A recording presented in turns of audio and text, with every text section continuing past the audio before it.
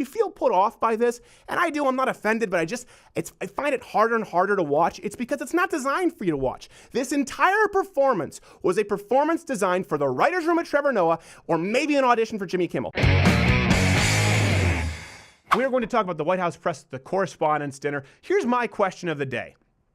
Genuine question. We've talked about the death of comedy, but now we've reached a new level, and we'll try and substantiate that with this segment. Take today's top comics. So people of, I guess, regardless of politics, should be the most fun people on the planet. Would you feel comfortable even attending a dinner party, an after party with them? I mean, I really feel like we've reached a point where if you were to invite me or say I have to go to a barbecue with all of the late night comedy writers, I'd rather stay home for fear of offending someone and being sent to HR. Like, think of a room full of The Daily Show writers or Seth Meyers writers. Yeah. Is that a room where you think you could make a joke, or a room where you think you have to walk on eggshells because someone might be offended? First people to Snapchat you and ruin your career. Yes, exactly. Yeah. Which is just bizarre to me, because comedy used to be this final frontier of freedom of speech. So I want to make it really clear that everyone has the right to make any jokes that they want to make. Nothing is off limits on comedy, except as a general kind of rule is the helpless.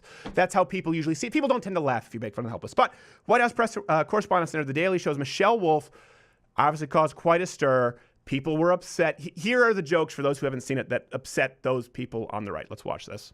We are graced with Sarah's presence tonight. I have to say, I'm a little starstruck. I love you as Aunt Lydia on The Handmaid's Tale.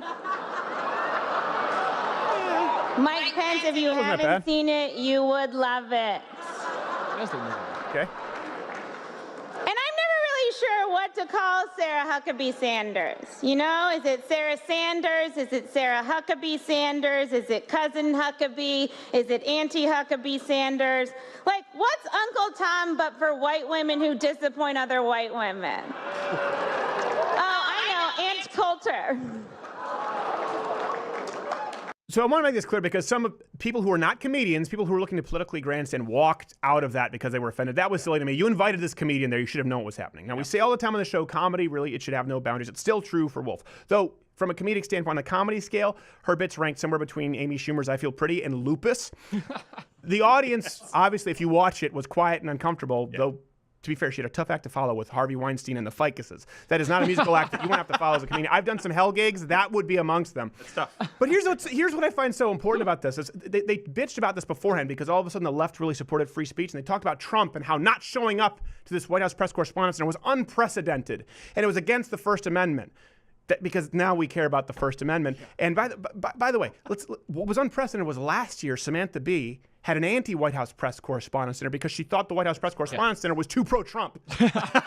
Right? It is. I forgot about that. What's unprecedented is also the complete and total lack of respect for the office. And by the way, people have been really rough on presidents in the past, but there is some semblance of respect for an office. And this actually wasn't really about performing for the crowd. This was basically a gang initiation for Michelle Wolf and her fellow comedic buddies in Los Angeles and New York. No, I'm serious, and I'll talk about that later. By the way, hit the notification bell as we're talking about comedy, because YouTube wants to see comedy die a slow, painful death, and notifications apparently subscriptions don't mean anything. Yeah, what were we going to say there, Gerald? So if you're going to roast somebody, I'm asking you as a comedian, if you're going to roast somebody, don't you start in a little light and get them laughing along with you so that everybody's kind of playing along with it? Or do you just go full in? Well, first off, it's not necessarily just supposed to be a roast. And that's actually a good question. Maybe the big difference here is because of Michelle Wolf's background. Typically speaking, you don't roast people you hate. Jeff Ross has talked about this. You know, we kind of roast Dean Cain. We might actually do a full episode. If you want to, comment below. It's just we might do a full Thursday show where it's a roast of Dean Cain. We've talked about that, and even bringing in some comedians to do it. His movies. Okay. To do it. But in this case, she's in there just railing on Sarah Huckabee Sanders, and of course, President Trump and Vice President Pence. And they might take it a different way because, you know, her history, she worked on Late Night with Seth Meyers for a while, then she did some shows with Comedy Central, joined The Daily Show with Trevor Noah as a writer, if you can believe it. He has an entire staff of writers. She's done benefits for Planned Parenthood and abortion clinics. This is someone who is not just a comedian who happens to be liberal. This is someone who is an anti-Trump talking head on Trevor Noah's show. This is someone who is a leftist activist. So it's not like you're inviting somebody, for example, Johnny Carson was a known sort of Democrat, more liberal. But if you invited him to some kind of a roast or you invited him to a show, it wasn't like you were inviting someone who was more known for their volunteer work at Planned Parenthood. Yeah, exactly. You were bringing in Johnny Carson. Funny. Yeah, just to give you an idea as to how bought in she is to the left. I mean, what better way to display your biting comedic wit than breaking down into tears after Trump was elected, saying that everyone who voted for him was sexist? She did this on The Daily Show. Here, you don't believe And you want to know the saddest thing I've heard all day? To all the little girls who are watching this, This never appeared on a doubt comedic show. that you are Watch valuable when they come back to comedy it. in the bottom powerful corner. and deserving of every chance and opportunity in the world to pursue and achieve your own dreams.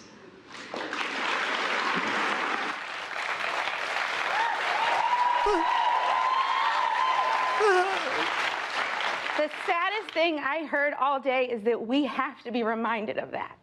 Thank you, Michelle. Michelle Wolf, everyone. Just put a rubber band on your wrist and snap it to remind yourself. Just You be need Hillary called Clinton? Central. Yes. Just drop the Yeah, comedy. drop the comedy. Yeah, It's she should be accurate. called Central. And she'd probably say, I'm a centrist.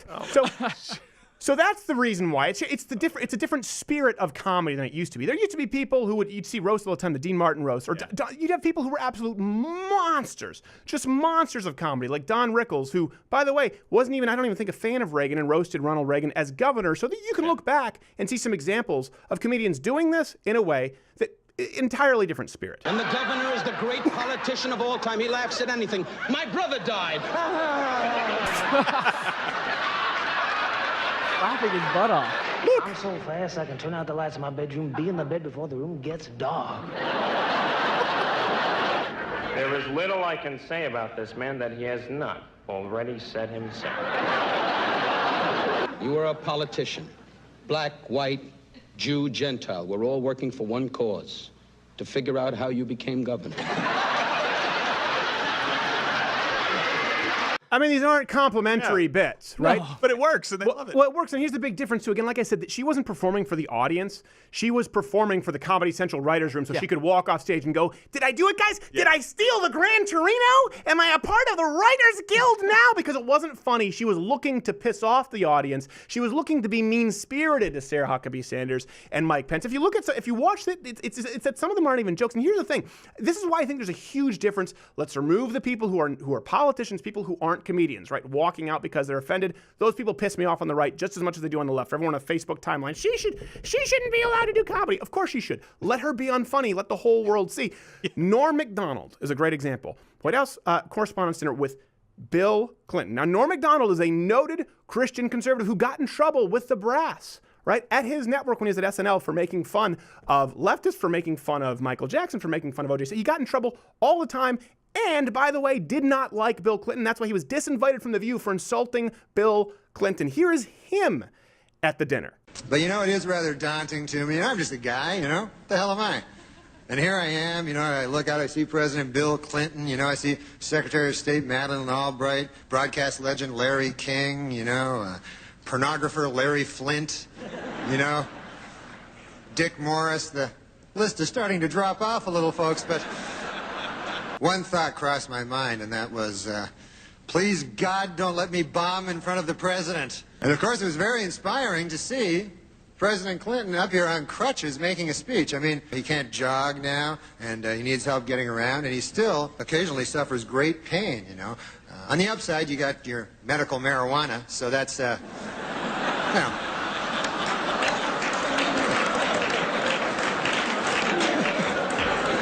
You must inhale, sir. It's the only way you're going to get better.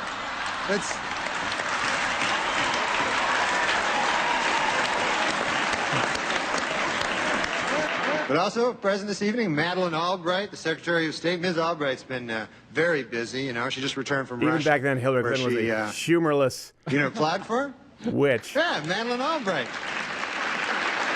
There were no blackberries back then. What was she fiddling with? She was just disinterested, looking like she was scribbling on a napkin. Yeah. I don't know, like playing a record Norm backwards. Macdonald.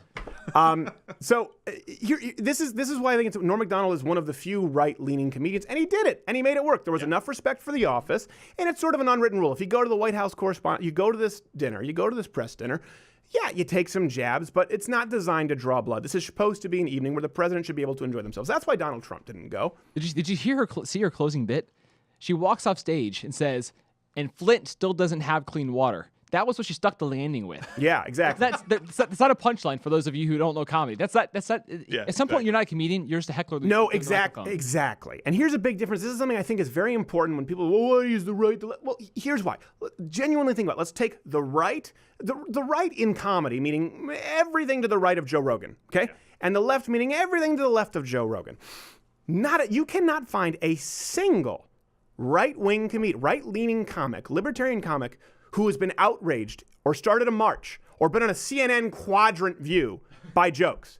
You can't find an example of any of them. By the way, we've talked about this. I was invited to help write for the Gridiron dinner. I said no. And the reason was I didn't think we could possibly be objective and do this show and write material for people directly in this administration. Maybe at some point I'd perform there if I were doing my own bits and people knew that I was not endorsing anybody. But we talked about this. We were like, I don't feel like we can be objective. I don't think it's right to do. These people endorse presidents. I know comedians who helped write speeches for Barack Obama and Hillary Clinton. I know people who were punch-up writers for them. They're completely unashamed of it. Amy Schumer on the left gets outraged by jokes. Sarah Silverman gets outraged by jokes. Amy Schumer, a great example, just recently said, well, I think people are afraid. They're just afraid of strong women. No, it's that you're not funny and that you then give fans crap who take a picture of you and upload it to Instagram. Sarah Silverman saying you shouldn't be able to say the word "that's gay."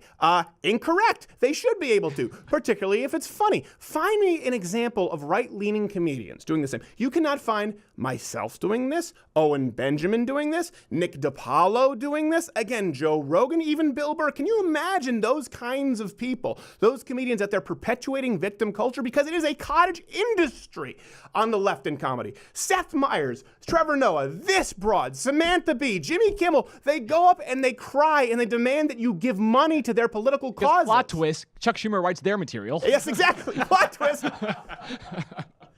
That's why I think the spirit of comedy has changed. And I talked about this for a while ago. I wrote it when I used to work with Andrew Breitbart. It was Big Hollywood back then. You could probably search it in the archive. Search Steven Crowder, Tina Fey Doctrine.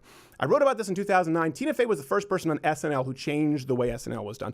Yeah. She actually placed value on political influence over comedy. If you look at what they did with George W. Bush, and then you look what she did with Sarah Palin, she was one of the few people who invited politicians in, made them an integral part of the writing process, and said, okay, this is going to take priority over comedy. Before that, even if you go back to Chevy Chase's Gerald Ford impression, and he didn't like Gerald Ford at all, was pratfalls.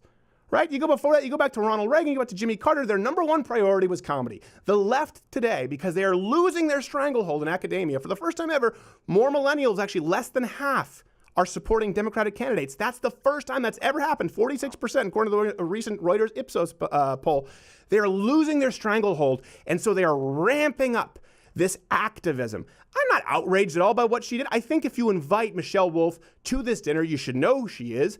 A far-left activist who wept on air because it's hysterical when Donald Trump won, at least to us. I can't imagine going on a show, doing a bit, and just crying. Like, if you separate it and say, okay, this is a separate thing. This is me giving an interview where I'm being earnest. Right. But this was a comedy package she was putting together for Trevor Noah. They're stepping up, ramping up their activism, and the left in comedy are the ones perpetuating the victim culture. So the reason people get touchy and people become this kind of this war zone is that was not a woman out there performing for that audience. A lot of you are wondering, like, why am I so off-put by this? Usually I'm able to laugh at, I laugh the most at the good George Bush jokes when he was president. I thought they were hysterical. But if you feel put off by this, and I do, I'm not offended, but I find it harder and harder to watch. It's because it's not designed for you to watch. This entire performance was a performance designed for the writer's room at Trevor Noah, or maybe an audition for Jimmy Kimmel. She walked off that stage, and like you said, Not Gay Jared, by the way, Flint doesn't have clean water. Let me ask you this. Do you think she walked off going, Flint doesn't have clean water? That's one hell of a tag. I'm going to leave him in stitches. Or do you think she walked off and said, Flint doesn't have clean tap water? Did I do good, guys? Did I do good? Am I one of you now? How many more of them do I have to hurt? That's the problem. And that's not what comedy is supposed to be. It's unfunny. It sucks. Michelle Wolf, you suck. Amy Schumer used to be funny. And the further left she goes, the more she sucks. And we're at the point where I wouldn't join these people at a barbecue. Hey, if you like this video, subscribe or click the notification bell. You should do both anyways because YouTube doesn't notify you if you're just subscribed. You have to hit that notification bell. So if you already are subscribed, hit the notification bell. And if you're not supporting this content, go to louderwithcrowder.com/mugclub. You get the full nightly show, an hour, every day, free, when you subscribe. This Handach Girthy mug, as well as other programming. And listen, you also get to support Not Gay Jared's Remicade treatment. I don't know what it is. I know it has something because he had ulcerative colitis. It doesn't anymore, thank God, because I removed his colon. And truth be told, it's not working very well anyway.